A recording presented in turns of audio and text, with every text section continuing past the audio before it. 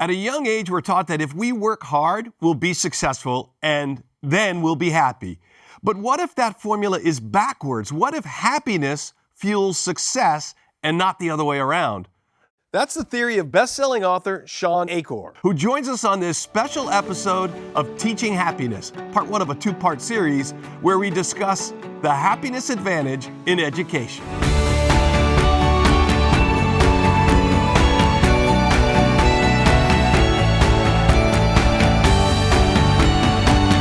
Welcome to Teaching Happiness. I'm your host, Frank Ciappone.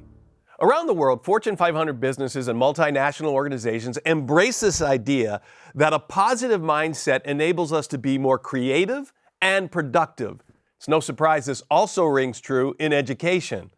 For that reason, we sent our own Microsoft education leader, Mark Sparvell, on the road to the Illinois Association of School Administrators Conference to meet with best-selling author Shawn Achor to discuss what happens when we take his idea of positivity from the boardroom into the classroom.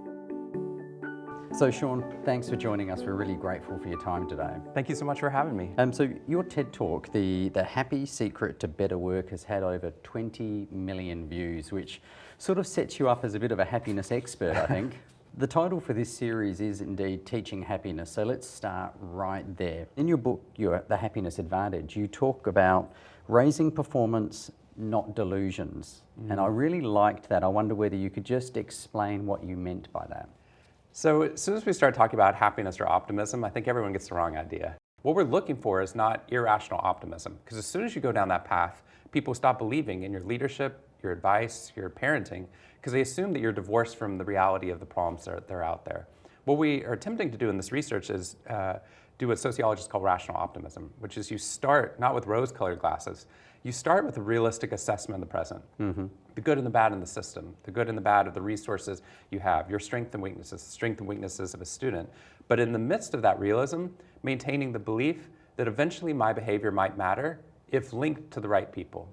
Once we see that type of approach, what you see is they avoid the two pitfalls of either seeing a problem and thinking it's permanent and pervasive, there's nothing you can do, and becoming paralyzed, or on the other hand, trying to avoid the problems and just go about your day trying to create happiness, which means you never fix those problems, which eventually erodes that happiness in the long run. So it allows you to do that middle path, which seems to be, when we tested at the schools, when we tested at companies, we find that those are the leaders that are able to not only create great levels of happiness, they're able to create great levels of success at the same time. That's excellent.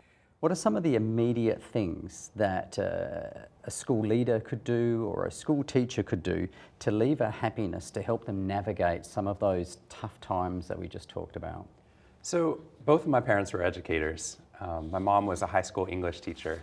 So I got to see the challenges of trying to create positive change in a student's life in the midst of all the strapped resources or the challenges you have with parents or administration. In the midst of that, it gave me a ground to be able to test to see if the things we're actually doing would matter in the real world. Because we can measure happiness, we can measure interventions, but if it doesn't work in the messiness of life, it's pointless. Research to me is useless unless it's actually lived.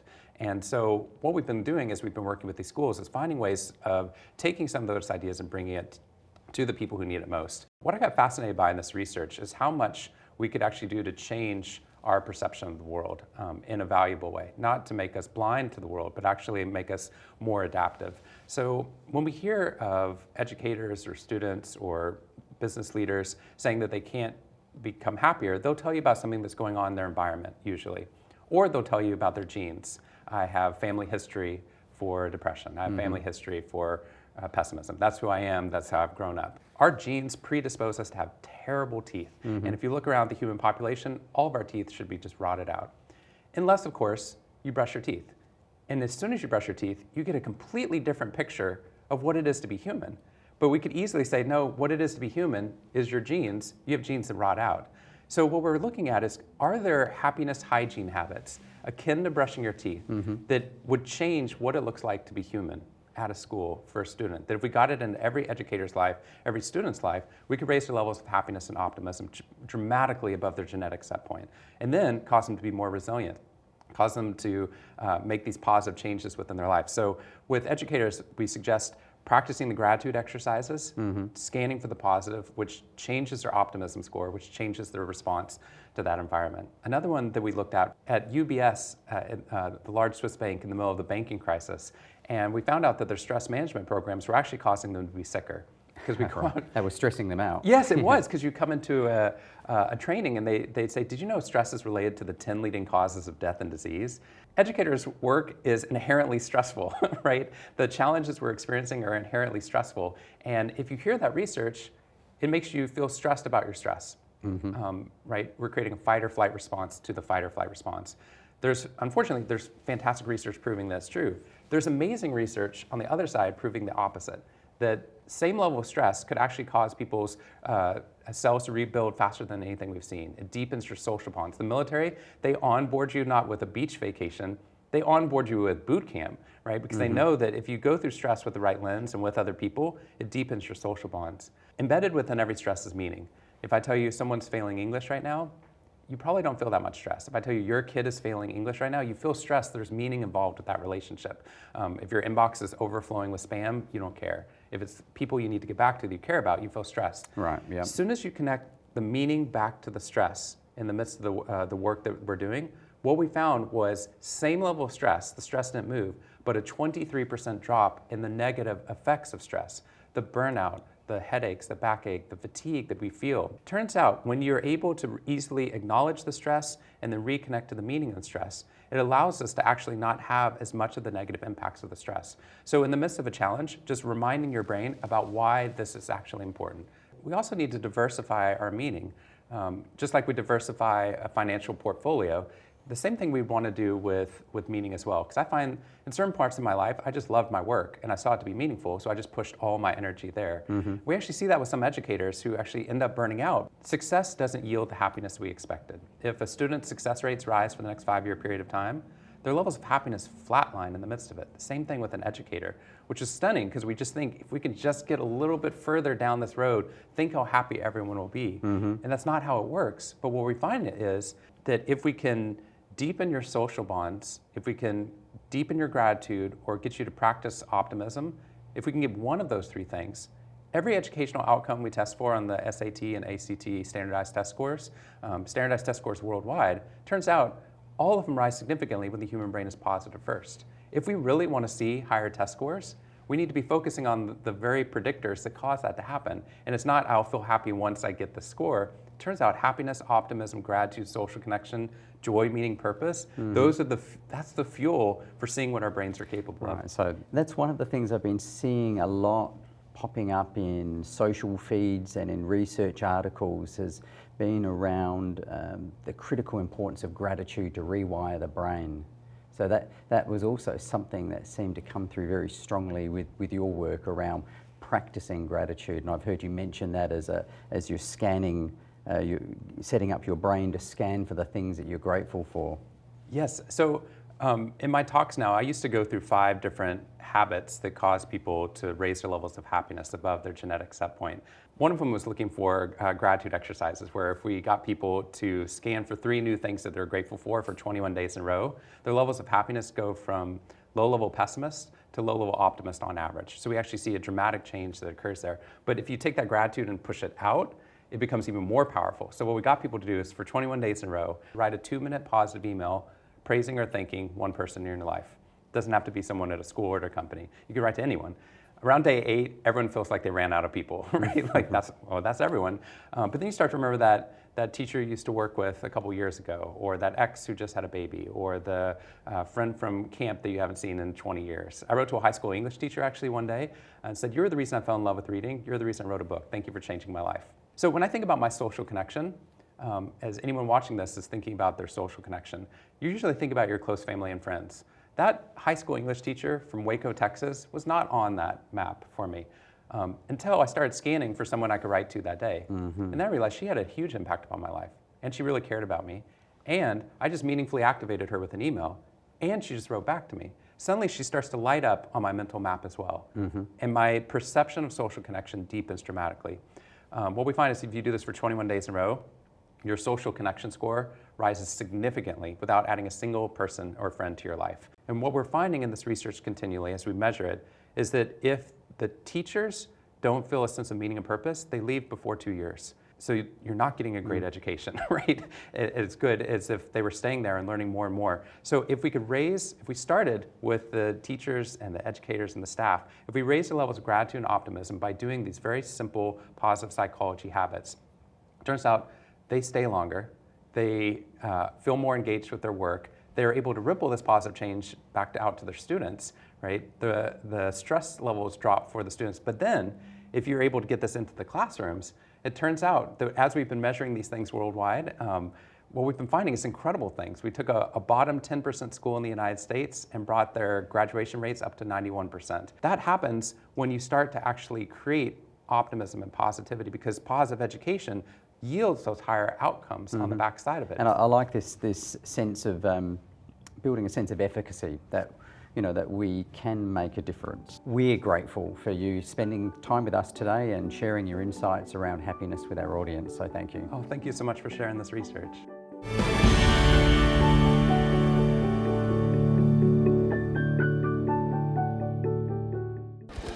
We are all teachers. And we are all learners. We are surgeons and climate scientists. We are architects and artists. We are anything and everything we want to be. We come together to solve problems. In school And in the world. We're not waiting for tomorrow. because we're creating a future today.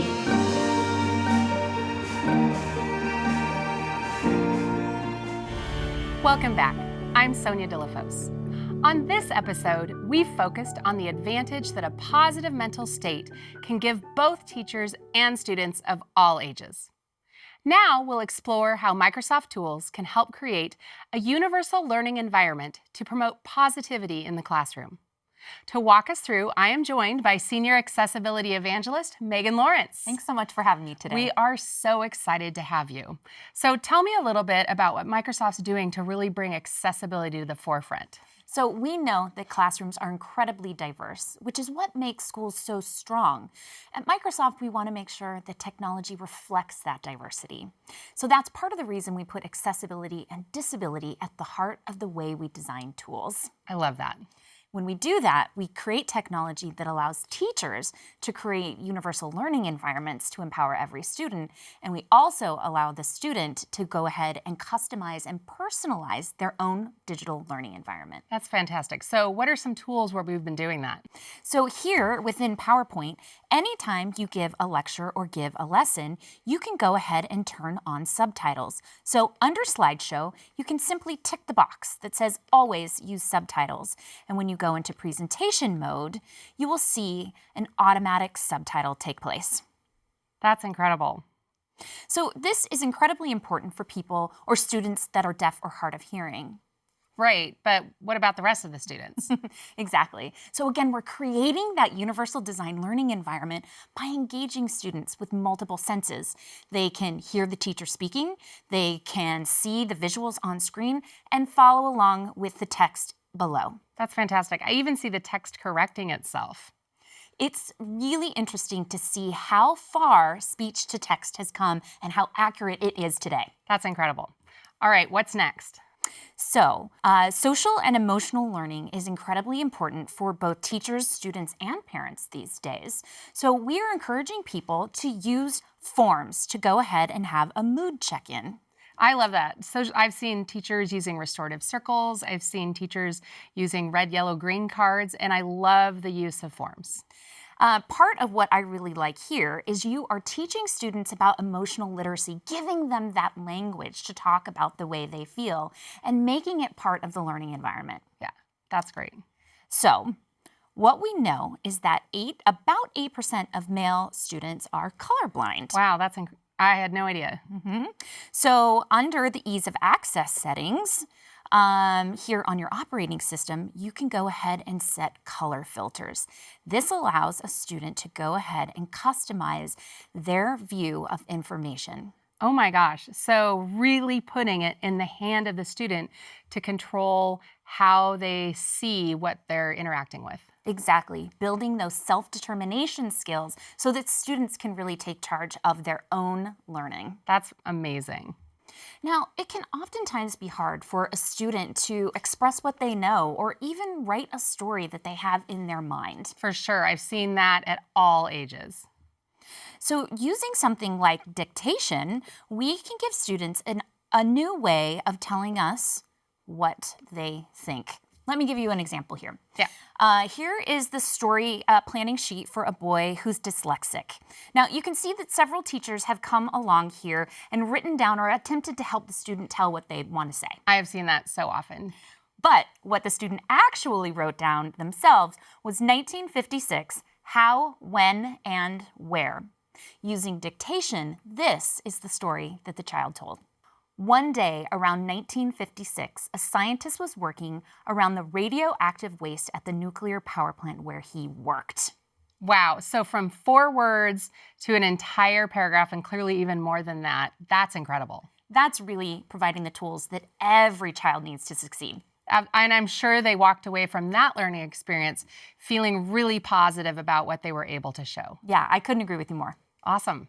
So, anything else? I have one more tool. Because we use so many videos in the classroom today, I want to show a way to make sure that every video has closed captions. So you could pull a video from anywhere on the internet. You could make a video with your phone, and when you pop it into Stream, it will automatically create a transcript. Real-time captioning can help make your content more inclusive. Now, this transcript can be edited so that you can make sure it's 100% correct. Oh, that is so important, because I know when I've used this, sometimes the word is slurred or there's an accent and there's some mistakes in the transcript. Exactly. So now, easily fix it, and then you can embed it as a closed caption file. So when you pull that video and maybe post it on OneNote or in a Teams channel, you're gonna have that accessible video ready for all your students. That will save teachers so much time. Yeah, all of these tools are great examples of how we can help teachers create great universal design learning environments for their students, and a great way for students to really engage in their own learning and build those self-determination skills. Amazing. Thank you so much, Megan, for being here with us today. Thank you. That does it for today's show. If you have missed previous episodes, watch them at the link below and be sure to check back for new episodes of Teaching Happiness. I'm Sonia DeLaFose. On behalf of Frank Ciappone, Mark Sparvell, our guests, and Microsoft, thanks for joining.